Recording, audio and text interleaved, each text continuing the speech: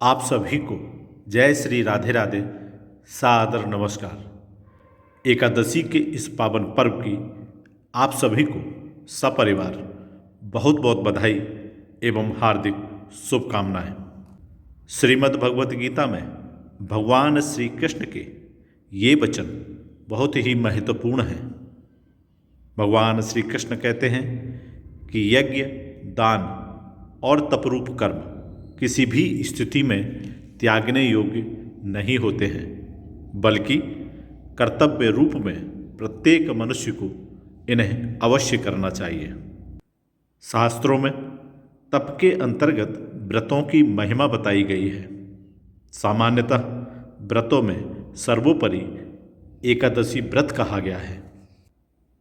आज के इस वीडियो में मार्गशीर्ष शुक्ल पक्ष की मोक्षा एकादशी, जिसे मोक्षदा एकादशी के नाम से भी जाना जाता है, के पर्व की पौराणिक कथा का श्रवण करेंगे। साथ ही मोक्षदा एकादशी के महात्म का भी श्रवण करेंगे।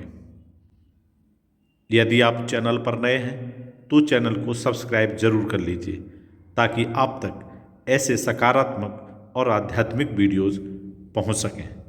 वीडियो पसंद आए तो लाइक, कमेंट्स और शेयर अवश्य करें। आइए अब हम सब भगवान श्री हरि विष्णु के चरणों में अपना ध्यान लगाकर मार्गशीर्ष शुक्ल पक्ष की मोक्षा अर्थात मोक्षदा एकादशी की पौराणिक कथा एवं इसके महात्म का श्रवण करते हैं। युधिष्ठिर बोले, देव देवेश्वर, मैं पूछता हूँ, मार्गशीर्ष मास के शुक्ल पक्ष में जो एकादशी होती है उसका क्या नाम है, कौन सी विधि है तथा उसमें किस देवता का पूजन किया जाता है? स्वामिन, यह सब यथार्थ रूप से बताइए।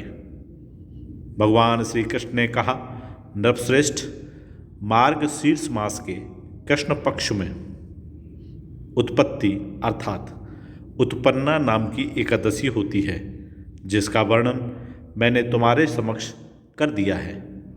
अब शुक्ल पक्ष की एकादशी का वर्णन करूंगा, जिसके श्रवण मात्र से वाजपेय यज्ञ का फल मिलता है।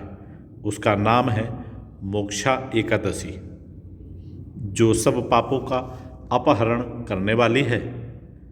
इसे मोक्षदा एकादशी के नाम से भी जाना जाता है।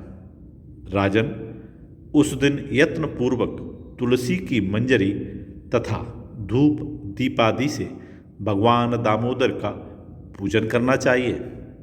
पूर्वोक्त विधि से ही दशमी और एकादशी के नियम का पालन करना उचित है। मोक्षा अर्थात मोक्षदा एकादशी बड़े बड़े पातकों का नाश करने वाली है।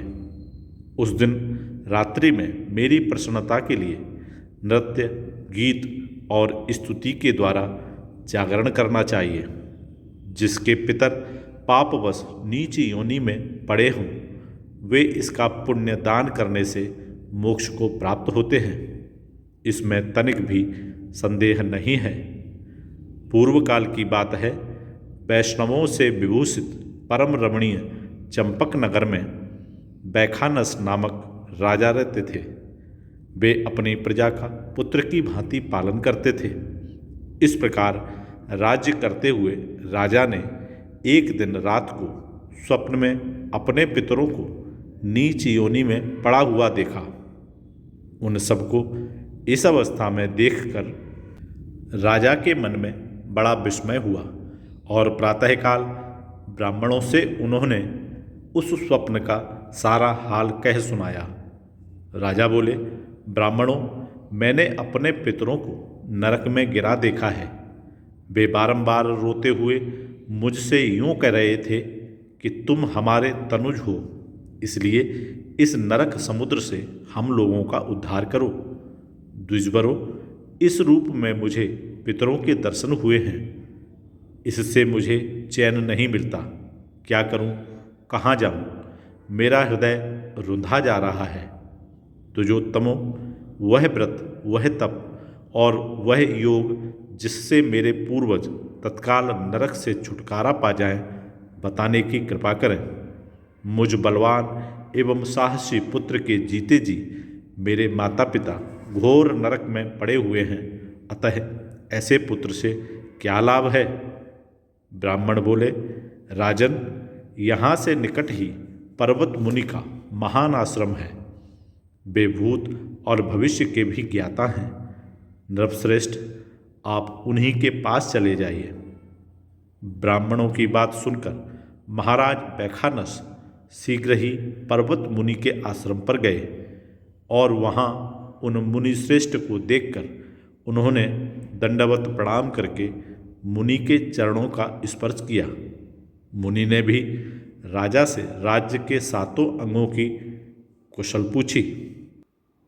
राजा बोले, स्वामिन, आपकी कृपा से मेरे राज्य के 7 अंग अर्थात राजा, मंत्री, राष्ट्र, किला, खजाना, सेना और मित्र वर्ग, ये ही परस्पर उपकार करने वाले राज्य के 7 अंग हैं, जो सभी सकुशल हैं।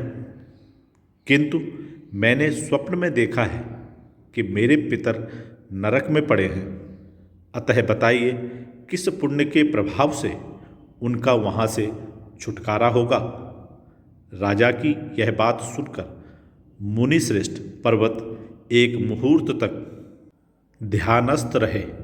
इसके बाद वे राजा से बोले, महाराज, मार्ग शीर्ष मास के शुक्ल पक्ष में जो मोक्षा अर्थात मोक्षदा नाम की एकादशी होती है, तुम सब लोग उसका व्रत करो और उसका पुण्य पितरों को दे डालो।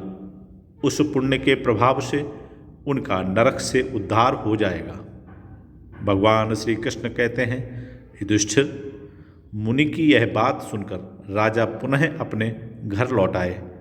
जब उत्तम मार्ग शीर्ष मास आया, तब राजा बैखानस ने मुनि के कथनानुसार मोक्षदा अर्थात इस मोक्षा एकादशी का व्रत करके उसका पुण्य समस्त पितरों सहित पिता को दे दिया। पुण्य देते ही क्षण भर में आकाश से फूलों की वर्षा होने लगी। बैखानस के पिता पितरों सहित नरक से छुटकारा पा गए और आकाश में आकर राजा के प्रति यह पवित्र वचन बोले, बेटा, तुम्हारा कल्याण हो। यह कहकर वे स्वर्ग में चले गए। राजन, जो इस प्रकार कल्याणमयी मोक्षा अर्थात इस पवित्र मोक्षदा एकादशी का व्रत करता है, उसके पाप नष्ट हो जाते हैं और मरने के बाद वह मोक्ष को प्राप्त कर लेता है। यह मोक्ष देने वाली मोक्षदा अर्थात मोक्षा एकादशी मनुष्यों के लिए चिंतामणि के समान समस्त कामनाओं को पूर्ण करने वाली है। इस महात्म के पढ़ने और सुनने से वाजपेय यज्ञ का फल मिलता है। हम सब पर भगवान श्री हरि विष्णु की कृपा हमेशा बनी रहे। हम सब के घरों में सुख, समृद्धि, सफलता, संपन्नता और प्रसन्नता का हमेशा वास रहे। इन्हीं शुभकामनाओं के साथ फिर मिलूँगा एक नए वीडियो में। तब तक आप सभी स्वस्थ रहें, हंसते रहें, मुस्कुराते रहें। जय श्री राधे कृष्ण।